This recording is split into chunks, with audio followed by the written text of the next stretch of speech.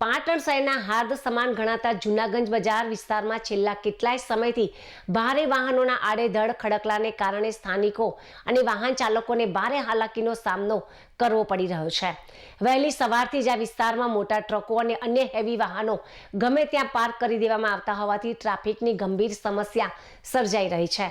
બજારમાં માલ સામાન ખાલી કરવા આવતા હેવી વાહનો રસ્તાની વચ્ચે ગમે ત્યાં ઊભા રાખી દેવામાં આવે છે, જેના કારણે નાના વાહનો અને રાહદારીઓને નીકળવું પણ મુશ્કેલ બન્યું છે।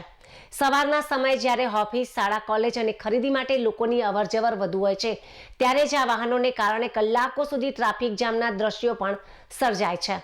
સાંકડા રસ્તાઓ પર મોટા વાહનોની અવરજવરને લીધે નાની મોટી દુર્ઘટના થવાનો ભય સતત રહે છે। સ્થાનિક વેપારીઓ અને વાહન ચાલકોના પરિસ્થિતિને લઈને ભારે રોષ જોવા પણ મળી રહ્યો છે।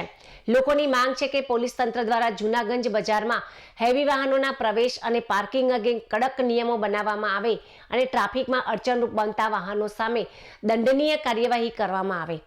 પીક અવર્સ દરમિયાન ભારે વાહનોના પ્રવેશ પર પ્રતિબંધ મૂકવામાં આવે અથવા ચોક્કસ સમય મર્યાદા નક્કી કરવામાં આવે।